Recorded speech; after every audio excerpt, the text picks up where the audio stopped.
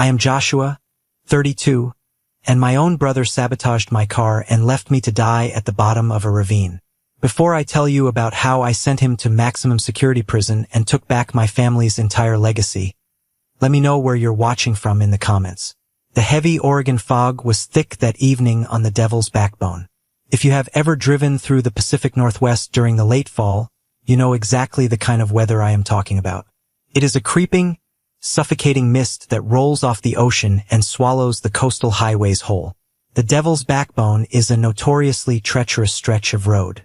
It weaves dangerously close to the jagged cliffs, with nothing but a rusted metal guardrail separating the asphalt from a 200-foot drop into a rocky ravine.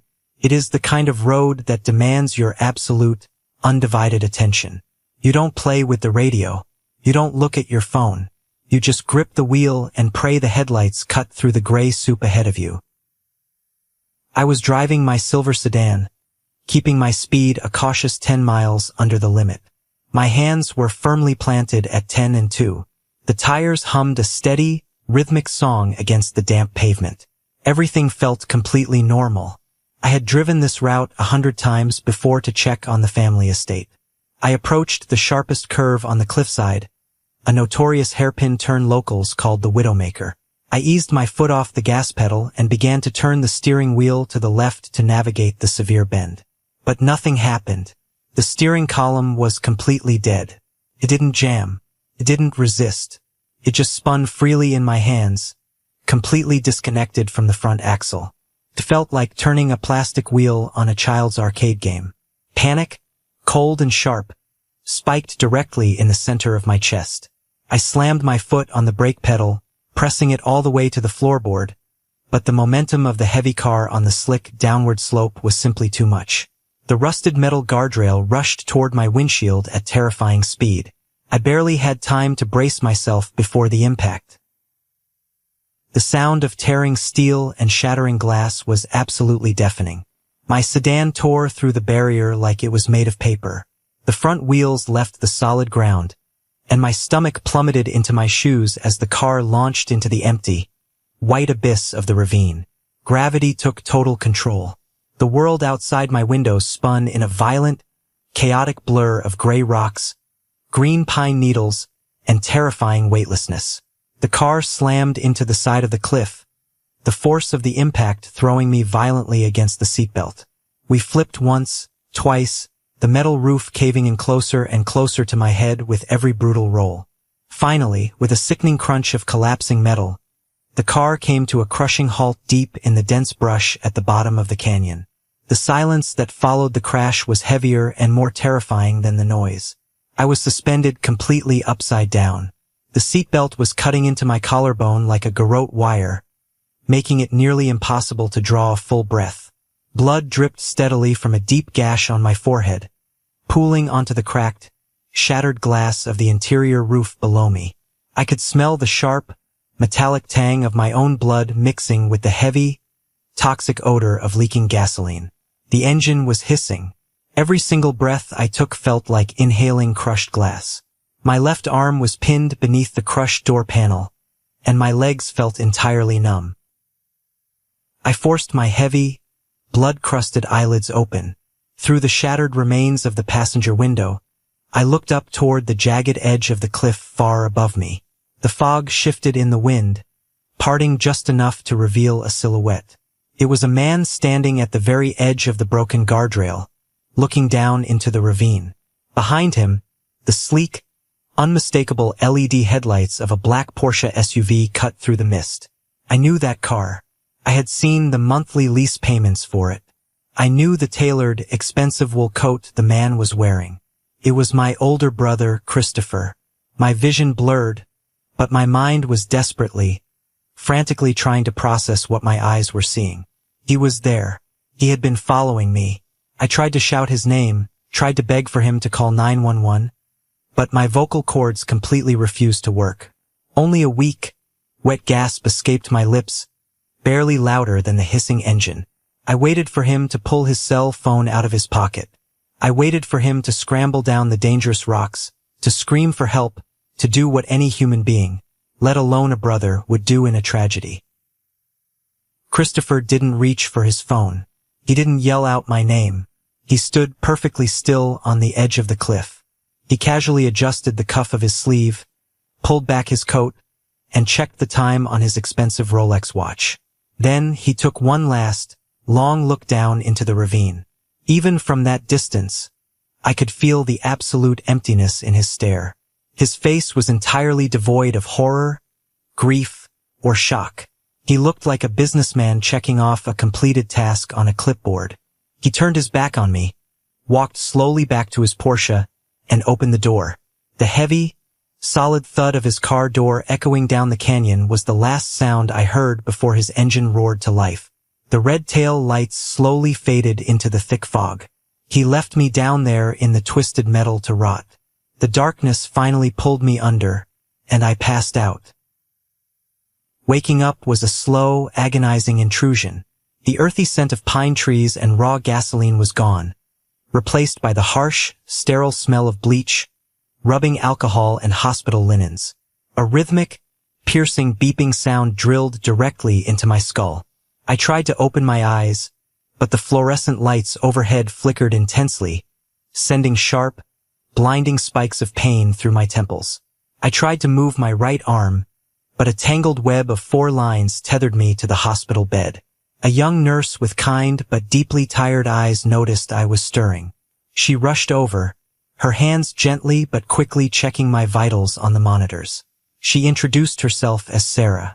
She told me my name, told me I was in the intensive care unit of a small coastal hospital, and explained the miracle of how I was even breathing. She said a passing motorist named Aaron, a truck driver on his midnight route, had spotted the fresh tire tracks and the broken guardrail. He had climbed down the dangerous ravine with a flashlight and a crowbar, pulling me out of the wreckage just minutes before the leaking gas line ignited and the engine block caught fire. My throat was as dry as sandpaper. Swallowing felt like choking on thorns. I managed to croak out a single, desperate question. My family, where are they? Nurse Sarah's eyes immediately dropped to the linoleum floor. She shifted her weight uncomfortably, her hands smoothing out my thin hospital blanket a little too aggressively. She told me I had been unconscious in this bed for 5 entire days. And then she dropped the bombshell. She said a man perfectly matching my brother's description, wearing a designer coat and carrying himself with an air of profound arrogance, had walked into the lobby just yesterday afternoon. He didn't ask to see me. He didn't ask the doctors about my condition. He didn't ask if I had brain damage or if I would ever be able to walk again. He simply tossed my recovered, blood-stained leather wallet onto the reception desk, loudly claimed he was late for an international flight, and walked out the automatic doors. He didn't sign a single medical release form. He didn't provide an insurance card. He left no emergency contact number. He was treating my impending death not as a tragedy, but as a minor administrative inconvenience he had already moved past. I lay there staring at the perforated ceiling tiles, the physical agony in my broken ribs suddenly overshadowed by a freezing, absolute clarity settling deep into my bones. The hospital room was suffocatingly quiet after Nurse Sarah left to check on another patient. The silence was a curse. It gave me way too much time to think, too much time to lay there and replay the last 32 years of my life like a tragic movie I was forced to watch. For as long as I could remember, I had been the absolute ghost in my own family. Christopher was the golden child. He was the sun, and the rest of us were just planets forced to orbit around his brilliance. He was the one with the natural charisma, the towering shelves of athletic trophies, the booming, infectious laugh that commanded the attention of every room he ever walked into. Our parents, Robert and Martha, absolutely adored him to a fault. They poured every single ounce of their energy, their affection, and their considerable wealth into securing his future. They viewed him as the ultimate legacy of the family name. Whenever there was a choice to be made, Christopher won. I vividly remembered the day I got my acceptance letter to a prestigious out-of-state university. I was ecstatic. But that very same week, Christopher had managed to blow through his entire college fund. He had spent it partying across Europe, renting yachts he couldn't afford and buying rounds of drinks for strangers. When the bill came due, my parents didn't reprimand him. They didn't make him get a job. They simply, quietly mortgaged their beautiful summer home on the lake to cover his massive debts.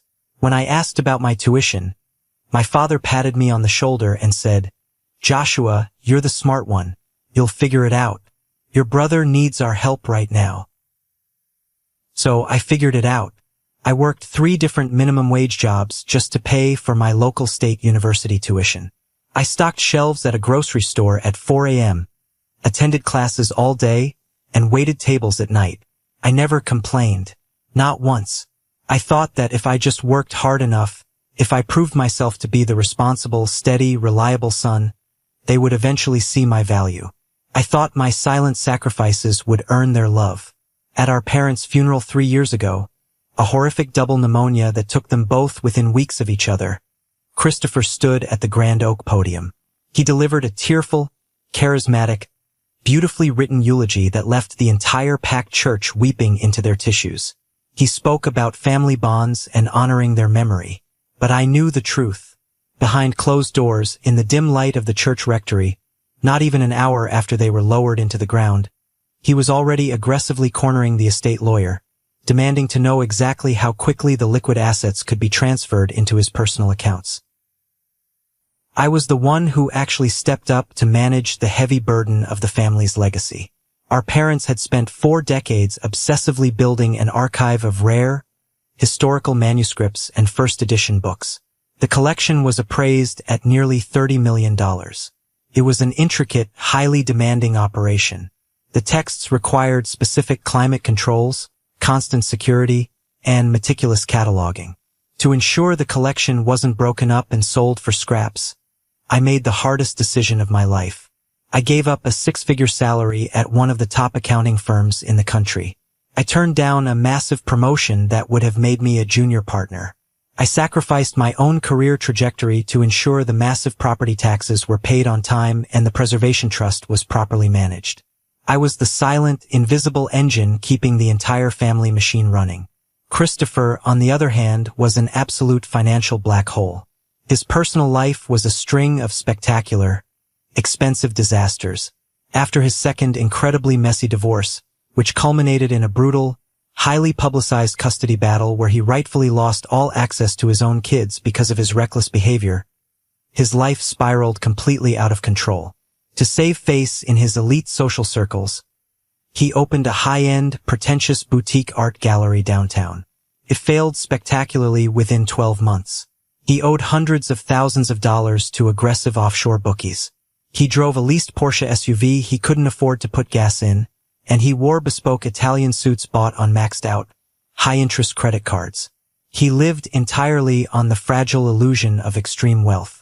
And that illusion was funded entirely by the steady interest generated by my grueling, daily hard work managing the trust. Now, lying broken in this hospital bed, staring at the 4 drips slowly feeding fluids into my bruised arm, the final horrifying piece of the puzzle snapped into place. I wasn't just a younger brother to Christopher. I wasn't family. I was the absolute last remaining obstacle standing between him and total, unchecked control of the family fortune. My loyalty, my quiet dedication had been my fatal flaw. He didn't just casually abandon me on that foggy cliff by accident. He followed me. He orchestrated the mechanical failure. He went out to the Devil's Backbone that night to look down into the ravine and make absolutely sure the job was done. The heavy dose of intravenous pain medication made me feel sluggish and groggy, but my mind had never been sharper or more focused in my entire life. I gripped the cold metal bed rails with both hands and slowly, painfully forced myself to sit up. My crushed ribs screamed in agonizing protest, sending hot flares of pain through my chest, but I completely ignored it. I looked down at my bruised, battered, scraped hands. I had spent my entire adult life taking the heavy hits so Christopher could stand in the spotlight and shine. I had suffered from a deep, ingrained psychological condition, a learned helplessness that convinced me my only role in this world was to support him, never to lead. But that pathetic, subservient version of Joshua died in the twisted, bloody wreckage at the bottom of the canyon. The man sitting up in this hospital bed was someone entirely different. I wasn't a victim crying over a broken family anymore. I was a forensic auditor. I was an executioner of justice. And my brother's carefully constructed, fraudulent life was about to be aggressively dismantled and drained to zero. I immediately closed my eyes and let my head loll to the side when I heard the distinct, heavy sound of leather dress shoes echoing in the hallway outside my room. I forced my muscles to relax. I regulated my breathing, keeping the rise and fall of my chest slow and shallow, mimicking the deep sleep of a comatose patient. I needed to hear exactly what Christopher would say when he thought his prey was completely incapacitated and no one important was listening. The footsteps stopped right at the nurse's station, located just a few feet outside my open door. His voice drifted in, pitched perfectly at that specific frequency of performative, brave grief he had mastered over the years. He was speaking to Nurse Sarah. "Excuse me, miss," Christopher said, his tone dripping with thick, fake sorrow. "Has my poor, dear younger brother shown any signs of discharge yet? The doctors in the ER told me the brain trauma was incredibly severe. They said he might never wake up. I just need to know if I should start making the permanent arrangements, the funeral preparations. It's tearing me apart to see him like this." My jaw clenched so hard under the thin hospital blanket that I thought my teeth might actually crack. Brain trauma. He was already laying the legal groundwork to have me declared permanently mentally incapacitated. If he convinced the doctors I was a vegetable, he could easily secure emergency medical power of attorney. He would have the legal right to pull my life support and drain the accounts before my body was even cold. I waited until I heard him thank the nurse, his footsteps quickly fading down the long linoleum hallway toward the elevator bank. As soon as the coast was entirely clear, I hit the red call button taped to my bed rail. Nurse Sarah walked in a moment later, her expression guarded and deeply sympathetic. She walked over to check my bag. I didn't beat around the bush. I didn't play the weak patient. I looked her dead in the eye, my voice raspy but entirely steady. "Sarah, I need to borrow your personal tablet or smartphone for exactly 5 minutes. I know it's against hospital policy, but I swear to you, my life literally depends on it." She froze. She looked at my bruised, stitched face, then glanced nervously toward the open door. She hesitated for a long, agonizing second. Then, without saying a word, she reached into the deep pocket of her blue scrubs, silently pulled out her iPad mini, unlocked it, and handed it directly to me. My fingers flew across the smooth glass screen with frantic precision. I opened the web browser and navigated straight to the highly secure, private portal of our family's inheritance trust fund. I typed in my complex administrator password. The dashboard loaded, and the pending notifications hit me like a physical punch to the gut. But my heart rate on the monitor next to me didn't even spike. I felt a cold, terrifyingly clinical detachment taking over my brain. There, blinking in bright red text, were 3 separate, highly expedited requests to totally liquidate the $15 million inheritance trust. All 3 requests had been formally filed online at 11:45 p.m., mere hours after my car had plummeted into the ravine. He wasn't waiting for the hospital to call a time of death. He was actively cashing out my life. He was liquidating a generation of my parents' wealth to immediately cover his offshore gambling debts and the impending eviction notice on his failed art gallery. But as I scrolled down the digital ledger, my blood ran completely cold. There was a secondary digital signature authorizing the massive transfer requests. It belonged to Carter. Carter was the senior managing partner at the elite wealth management firm handling our family trust. I had trusted Carter implicitly for over a decade. We had played golf together. I had been to his daughter's wedding. Seeing his digital authorization on these blatantly fraudulent transfers was a bitter, sickening pill to swallow. Christopher had obviously promised Carter a massive, illegal cut of the $15 million to bypass the standard security protocols and push the money through the system. I didn't waste precious time feeling betrayed or crying over lost friendships. I opened an encrypted messaging application I used for secure financial communications and rapidly typed out 2 vital text messages. The very first message went to Elijah, our family's fiercely loyal, longtime legal counsel. He was a bulldog in a courtroom and the only man my parents trusted more than me. The message was concise. Elijah, I am alive. Christopher sabotaged my car and tried to kill me. File an emergency ex parte injunction to freeze all trust assets and the manuscript collection immediately. Carter at the firm is heavily compromised. Trust no one but me. The second message went to my absolute best friend, Matthew. Matthew was a former military contractor who now ran a private security firm. Matt, I'm trapped at St. Jude Coastal Hospital. Room 402. Bring dark clothes and a burner phone. Park your truck at the rear loading dock by the laundry exit. I need to completely disappear tonight. When Sarah came back into the room to retrieve her tablet, I deleted the browser history, handed it back to her, and looked her in the eye. Sarah, I need a massive favor. One that requires you to look the other way and completely forget I was ever in this bed. She looked at the heart monitors, looked at the door, and then looked back at me. She nodded slowly. She understood the gravity of the situation without me having to say another word. By midnight, I had ripped the 4 out of my arm, taping a piece of gauze over the bleeding vein. I was out of the humiliating hospital gown and dressed in the dark sweatpants, black hoodie, and baseball cap Matthew had smuggled in through the fire stairs. Under the cover of darkness, aided by a local county sheriff, Matthew had contacted who owed his security firm a massive favor. I walked out of the service elevator and into the freezing coastal night. To the hospital administration records, I was a confused patient who had wandered off. To the outside world, I was a missing person presumed dead. But to the local authorities, I was officially entering protective custody as a star witness. I evaporated into the Oregon fog, ready to aggressively dismantle my brother's life piece by piece. The safe house Matthew secured was an old, weather-beaten hunting cabin located miles away from the city limits, deep in the dense Oregon pine forests. It was entirely off the grid. It smelled of damp, rotting wood, old dust, and cold ashes in the fireplace. But with its heavy steel doors and secluded location, it was the absolute perfect command center for an audit of vengeance. Sitting at the heavily scratched, worn kitchen table, illuminated only by the harsh blue glow of Matthew's high-end tactical laptop, I watched my brother confidently execute his hostile takeover.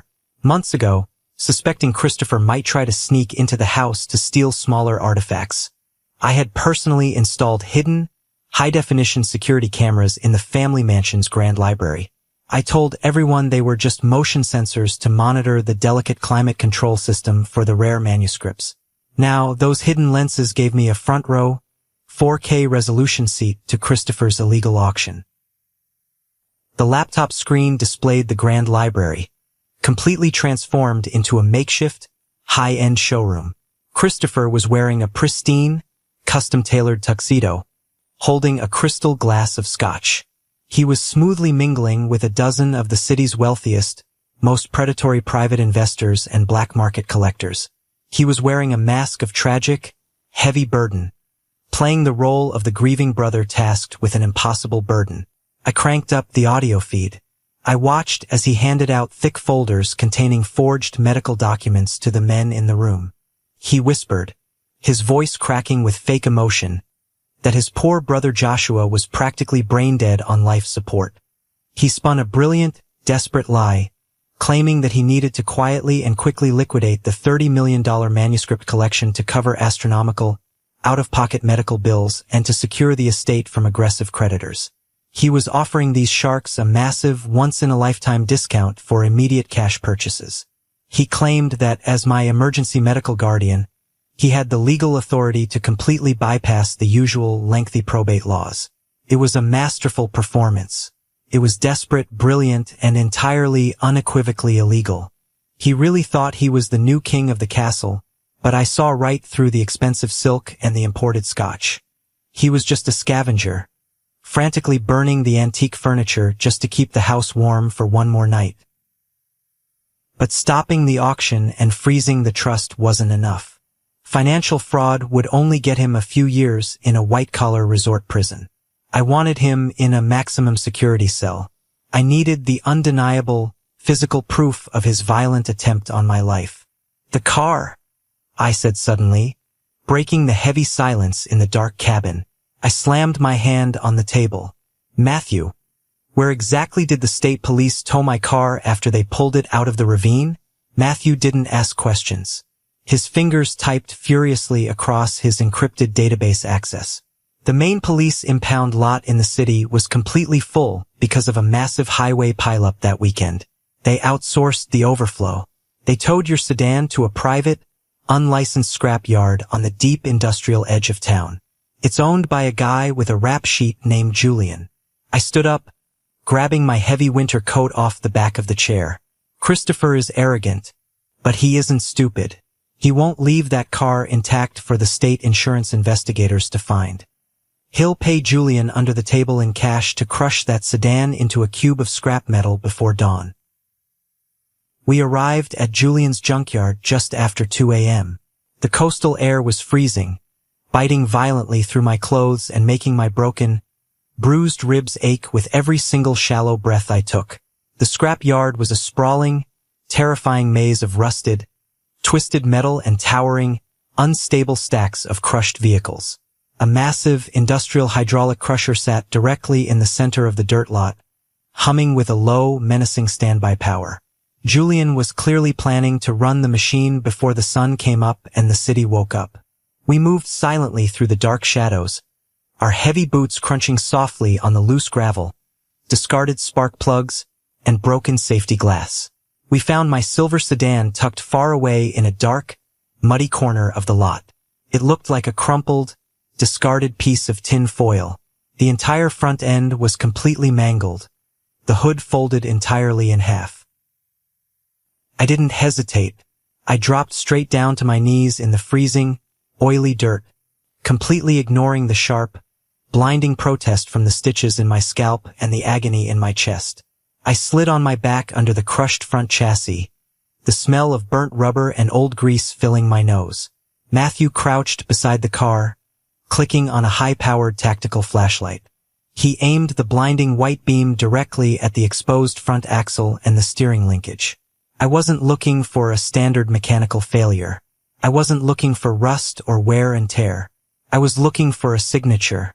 And right there, illuminated in the stark white light, tucked deep behind the shattered wheel well, I found it. The heavy steel steering linkage had not snapped randomly from the violent force of the plunge. It had a clean, perfectly straight, microscopic incision. A laser precision cut. It was a surgical alteration, intentionally engineered to leave just enough of the metal intact so I could safely back out of my driveway and merge onto the highway. But it was mathematically calculated to fail completely and snap under the maximum torque applied when taking the sharpest curve of the devil's backbone. "Matthew, pull out your camera. Record this right now," I whispered, my voice as cold and hard as the steel hovering inches above my face.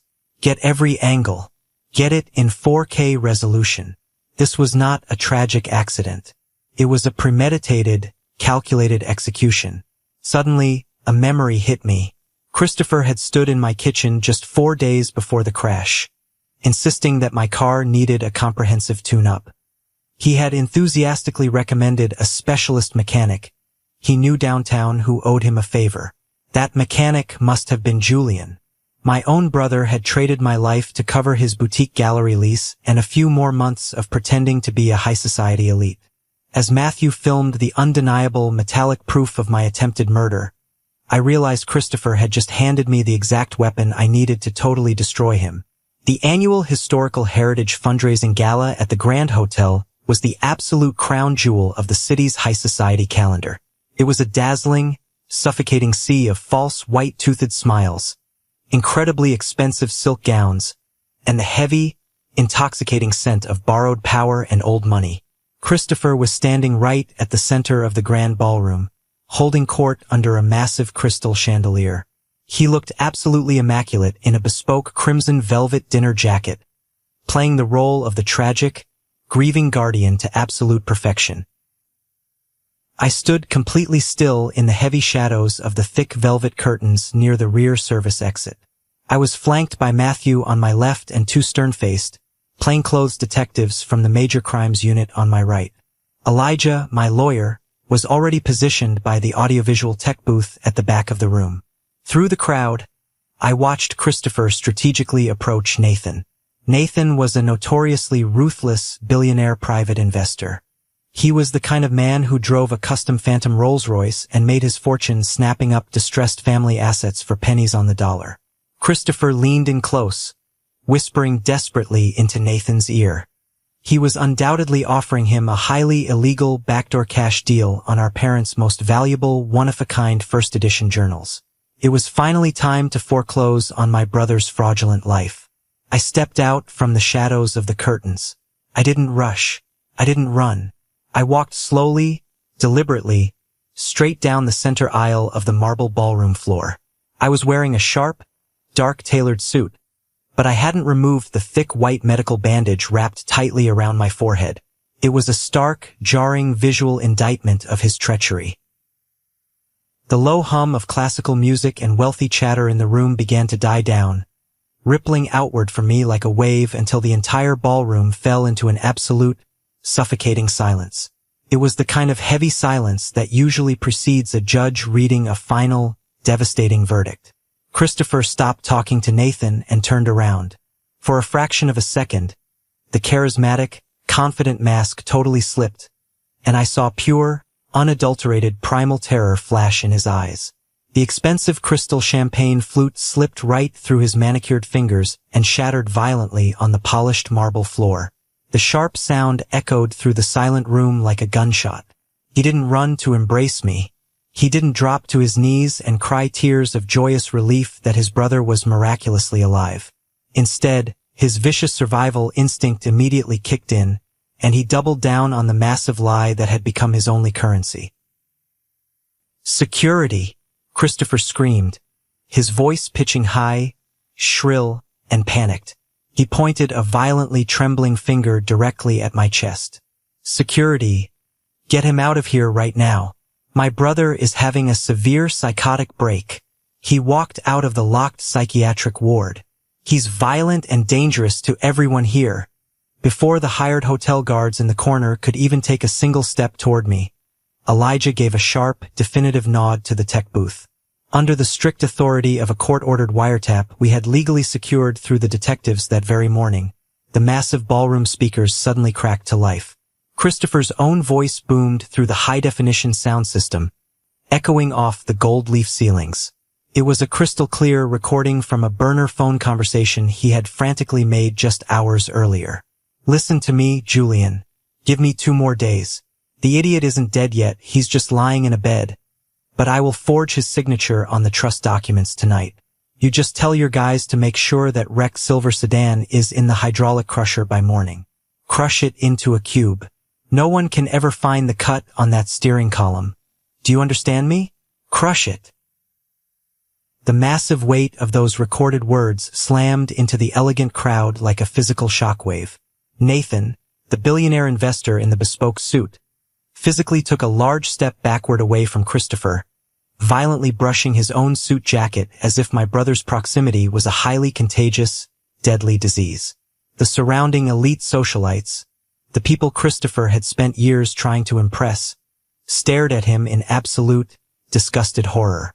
Christopher scrambled backward, his face completely pale and sweating profusely, his crimson jacket suddenly looking ridiculous. "That's fake. That's an AI audio deepfake.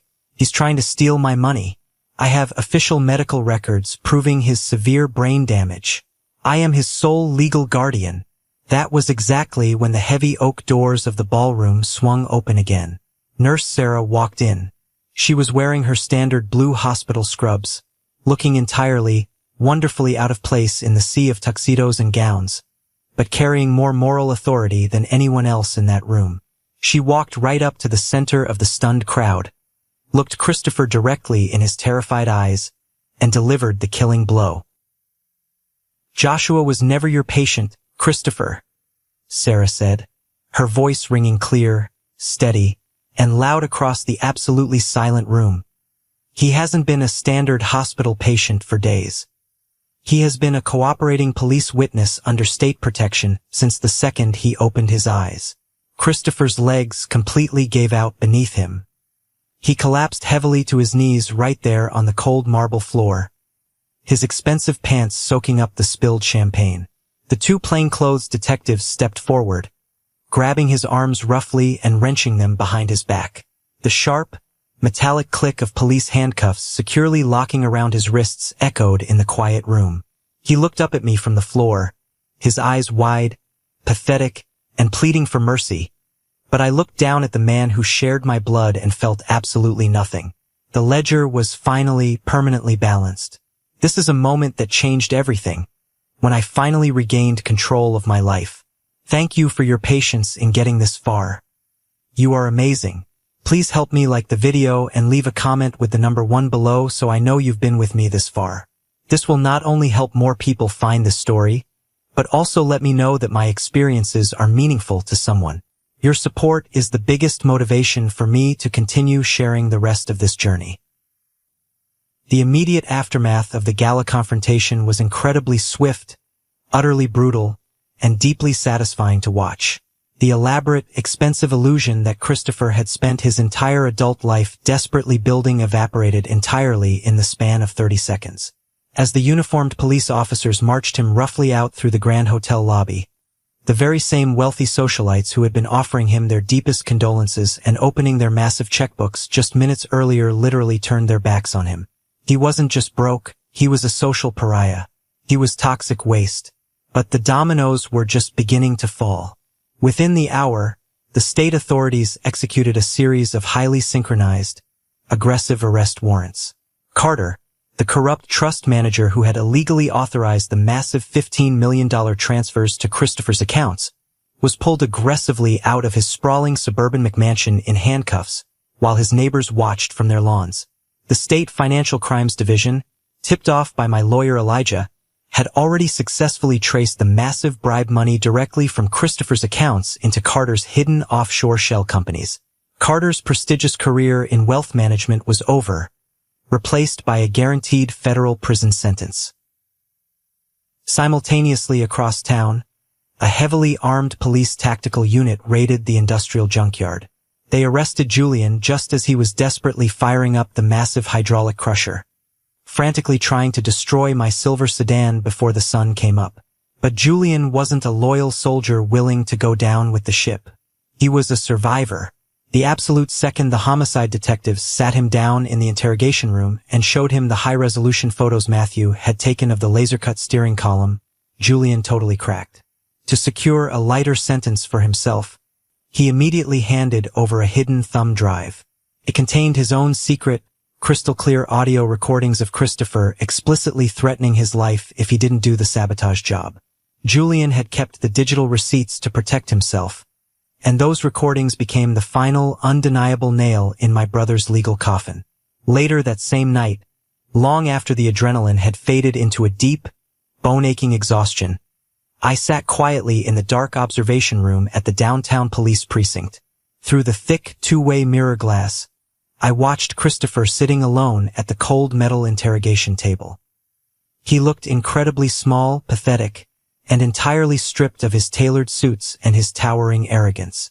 He was wearing an oversized Orange County Jail jumpsuit.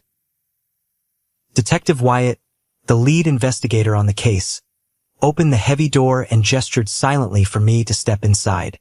I took a deep breath, walked into the harsh, buzzing fluorescent light of the interrogation room, and sat down in the metal chair directly across from the man I used to call my older brother. Christopher immediately leaned forward, the heavy steel chains of his shackles clinking loudly against the table. "Josh," he whispered, his voice violently trembling, desperately trying to summon the old, boyish charm that had gotten him out of trouble with our parents for 30 years. "Josh, please, you have to listen to me. We're family. We're blood. You know me. I was in so much debt. I was completely desperate. The offshore bookies were threatening my life. They said they would kill me. I didn't actually want to hurt you, I just panicked. I made a terrible mistake. You have to talk to the DA. Tell them to drop the attempted murder charges. Tell them it was a misunderstanding. I'm your brother, Josh. I sat perfectly still and just stared at him for a long time.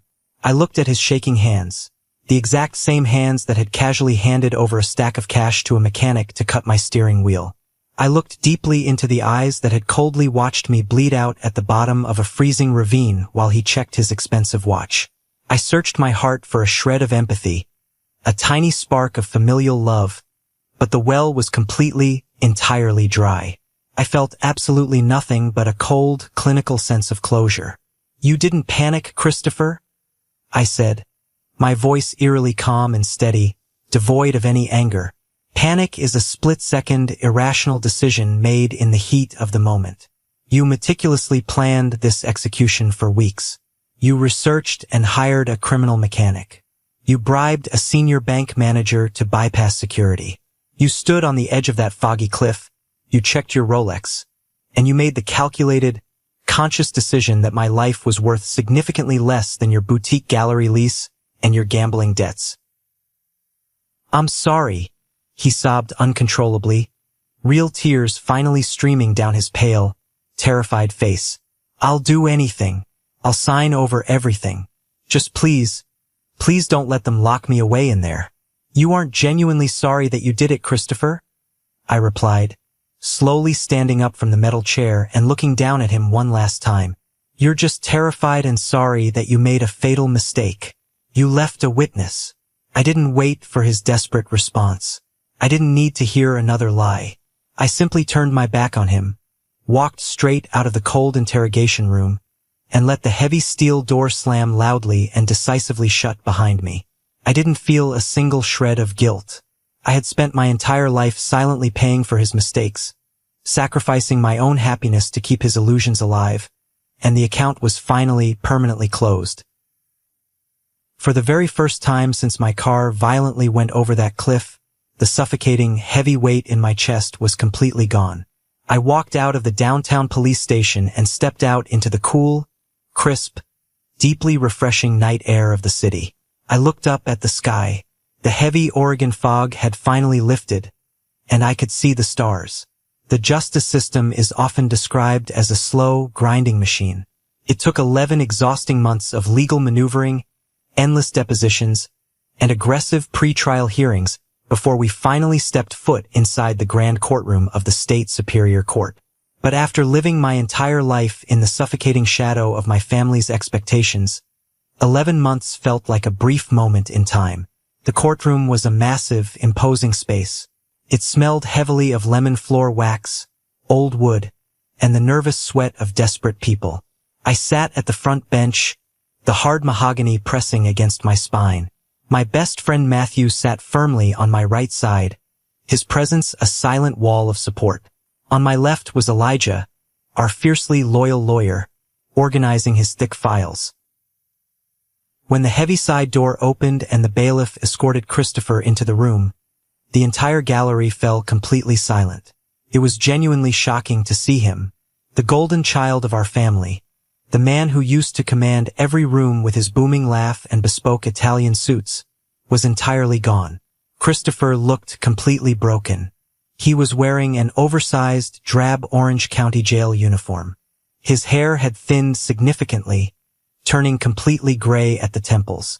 His skin was pale and sallow from months of living under fluorescent lights without a glimpse of the sun. He looked 10 years older. He shuffled toward the defense table, his wrists restrained by heavy steel handcuffs chained to his waist. He didn't dare look in my direction. He kept his eyes glued firmly to the scuffed wooden floor. The trial itself was a methodical, absolute dismantling of my brother's life and lies. The prosecution called Julian, the junkyard mechanic, to the stand. Julian didn't hesitate to save his own skin. He played the secret audio recordings for the entire jury. The sound of Christopher's arrogant voice echoing through the courtroom, explicitly ordering Julian to cut my steering column and later demanding the car be crushed into a cube of scrap metal, sent a visible shudder through the 12 jurors. You could literally see the disgust washing over their faces. Then came Carter, the disgraced wealth manager. He wore a cheap suit, a far cry from his usual tailored attire. He admitted on the public record that Christopher had promised him a massive $2 million cut of our family inheritance. Carter detailed exactly how they planned to bypass the strict security protocols of the trust fund the very night my car went over the cliff.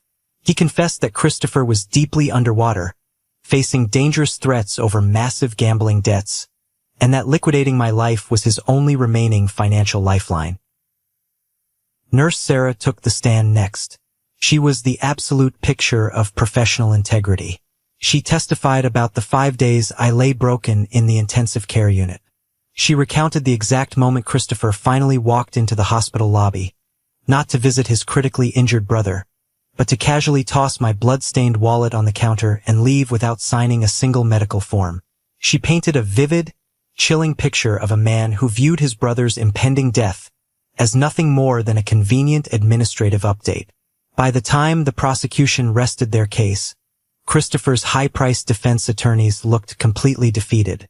They had no counter-argument. They couldn't fight the laser-cut steel, the audio recordings, the forged trust documents, or the parade of witnesses. The evidence was an absolute mountain of undeniable guilt. The jury deliberated for less than 3 hours. It was a record for a case of this magnitude. When Judge Lincoln, a stern man with decades of experience on the bench, asked the jury foreman to read the verdict, the tension in the room was thick enough to cut with a knife. Guilty on the charge of attempted murder in the first degree. Guilty on the charge of criminal conspiracy. Guilty on the charge of massive financial fraud and grand larceny. Christopher physically collapsed back into his wooden chair, burying his face in his shackled hands. A loud, strangled sob escaped his throat. It was the first time in my entire life I had ever heard my brother cry genuine tears that weren't a manipulative performance. Judge Lincoln did not waste time. He looked down from the high bench, his eyes fixed firmly on Christopher with absolute contempt. "Christopher," Judge Lincoln's voice boomed through the quiet room. "In my 30 years on this bench, I have seen crimes of passion, and I have seen crimes of desperate poverty. But the absolute cold-blooded, calculated malice you displayed toward your own flesh and blood is uniquely disturbing. You were given every advantage in life. You had a golden childhood, a massive college fund, and the unwavering support of a brother who dedicated his life to preserving your family's legacy. And you repaid that loyalty by attempting to execute him for a payout. You viewed human life as an entirely disposable asset on your personal balance sheet." The judge paused, adjusting his reading glasses, before delivering the final blow. "I sentence you to 12 years in a maximum security state penitentiary. This sentence will be served without the possibility of parole for the first 7 years. May God have mercy on your soul, because this court has none to offer you today." The heavy wooden gavel slammed down. The sharp crack echoed like a gunshot. It was over. As the bailiffs aggressively pulled Christopher up from his chair to escort him to the transport van, he turned around. He looked directly across the courtroom aisle and locked eyes with me. He was searching for something. He was desperately searching for a tiny trace of the subservient younger brother who used to apologize for existing, the brother who would always step up to clean his messes and pay his debts. But he found absolutely nothing. I looked back at him with the cold, unyielding stare of a complete stranger. Walking out of the grand courthouse that afternoon was a surreal experience. The heavy, dark rain clouds that had covered the city all morning had finally broken. Bright, warm sunlight was streaming down onto the concrete steps. I took a deep breath of the fresh city air, and for the very first time in 32 years, my lungs felt completely clear. The heavy, invisible chain that had dragged me down since childhood was finally snapped. But I knew my journey wasn't entirely over. I still had to clean up the physical remnants of the past. A week later, I drove back to the sprawling Victorian mansion that had been our family's sanctuary for 3 generations. Walking through the heavy oak front doors, the house felt entirely different. It didn't feel like a home anymore. Felt like a massive, beautifully decorated tomb. Every single hallway, every grand chandelier, and every antique mirror held the heavy, toxic memories of a family dynamic built entirely on a foundation of emotional abuse and calculated neglect. This was the house where my parents had praised Christopher's every breath while treating my relentless hard work as an invisible, expected baseline. I walked into the grand library. The shelves were towering, filled with the $30 million collection of rare manuscripts our parents had spent their lives obsessively protecting. I had spent countless nights in this exact room, giving up my youth, my salary, and my personal freedom to meticulously catalog and preserve these books. I loved the history in this room, but I realized I was preserving a legacy for a family that never truly valued me. I made the difficult, deeply necessary decision to sell it all. I hired a highly reputable international auction house. Over the next 2 months, a team of professional archivists carefully packed up every single first edition journal, every rare historical document, and every leather-bound book. We moved the entire collection out of the house and shipped it to secure buyers across the globe. Watching those massive moving trucks pull out of the long gravel driveway was an incredibly emotional moment. A part of me grieved for the history, but a much larger part of me felt a profound, incredible sense of absolute relief. I was finally shedding the heavy armor of my parents' expectations. Next, I put the Victorian mansion on the aggressive real estate market. Because of its prime location and historical architecture, it sparked a bidding war. I sold the massive property for $15 million in cash to a wonderful young family with 3 energetic children. When I handed over the heavy brass keys to the new owners, I felt a deep sense of peace knowing the dark, quiet halls of that house would finally be filled with real laughter, running footsteps, and genuine warmth. I took the massive proceeds from the sale of the house, combined it with the remaining $15 million from the Family Inheritance Trust, and I made a decision that would define the second half of my life. I did not want to hoard the wealth. I did not want to become a paranoid, miserable guardian of a bank account like my parents had been. I wanted the money to actually mean something. I sat down with Elijah in his downtown law office and signed the vast majority of the family wealth over to establish a brand new charitable organization. We named it the Pacific Lighthouse Foundation. I designed the foundation's core mission to provide aggressive, top-tier legal representation, secure emergency housing, and immediate financial grants to victims of severe domestic sabotage and familial financial abuse. I wanted to help the people who felt completely trapped, the people who were drowning in the heavy fog of their own toxic families. I wanted to be the bright, guiding light that Aaron the truck driver had been for me when I was bleeding out at the bottom of that dark ravine. For the absolute first time in my entire life, I felt a profound sense of genuine purpose. I wasn't building a legacy for a ghost. I was building a future for survivors. My new life looks entirely different from the old one. I did not buy another massive mansion or surround myself with antique, heavy furniture that reminded me of the past. I bought a sleek, modern, incredibly bright apartment on the very top floor of a high-rise building overlooking the serene, open waters of the Pacific Ocean. The walls are painted stark white, the windows are massive floor-to-ceiling glass panels, and the space is completely filled with natural sunlight. There are no dark corners. There are no heavy shadows for secrets to hide in. I spend my days actively managing the foundation. I meet with survivors, I coordinate with law enforcement, and I oversee the distribution of emergency funds. Every single time we help a person break free from a toxic family dynamic, every time we secure a safe home for someone who was financially drained by their own relatives, I feel a piece of my own trauma heal. I built a beautiful, chosen family around me. Matthew and his wife come over for dinner every Sunday. Elijah stops by for coffee during the week. I am surrounded by people who respect me for exactly who I am, not for the resources they can extract from me. But the past has a funny way of occasionally trying to knock on your door, just to see if the locks still hold. It happened on a quiet, rainy Tuesday afternoon. I had just returned home from the foundation office. I walked down to the lobby of my building to check my metal mailbox. Mixed in with the standard utility bills and local glossy magazines was a plain, cheap white envelope. I recognized the handwriting instantly. It was a messy, looping script that I had seen on countless bounce checks and forged documents. I looked at the top left corner of the envelope. It bore the distinct, heavy black ink stamp of the State Maximum Security Correctional Facility. It was from Christopher. He had been sitting in a concrete cell for exactly 2 years. I carried the stack of mail up to my apartment, walked into my living room, and stood perfectly still in front of the modern gas fireplace. I held the cheap white envelope in my hands for a very long time. I traced my thumb over the rough paper. A tiny, distant part of my brain, the leftover remnants of the traumatized younger brother, wondered what was written on the lined paper inside. Was it finally a genuine, profound apology?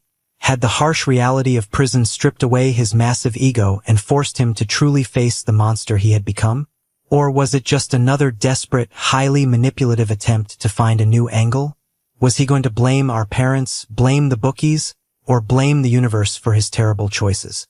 Was he going to beg me for money to put into his prison commissary account? As I stood there watching the orange flames dance in the fireplace, a wave of absolute, crystal-clear realization washed over me. It simply didn't matter what the letter said. If it was an apology, I didn't need it to find my own peace. If it was a manipulation, I wasn't going to let that toxic poison back into the beautiful, clean life I had worked so incredibly hard to rebuild. Reading his words, giving him even 5 minutes of my mental energy, would be a massive step backward. It would be inviting the ghost back into the house. I didn't open the envelope. I didn't tear the seal. With a completely steady hand and a calm heart, I tossed the sealed white envelope directly into the center of the dancing orange flames. I stood there and watched the fire quickly consume the paper. It curled, blackened, and turned to fragile gray ash before floating up the chimney. It was the ultimate, physical symbol of the final severance of the heavy bond that had almost killed me. The last remaining chain was completely broken. I walked over to the massive glass window and looked out at the vast, endless expanse of the Pacific Ocean. The rain had stopped, and the setting sun was painting the sky in brilliant shades of gold and deep purple. I have come to realize something profound over the last few years. For 32 years, I had been the silent, dedicated investor in a version of a family that never actually existed.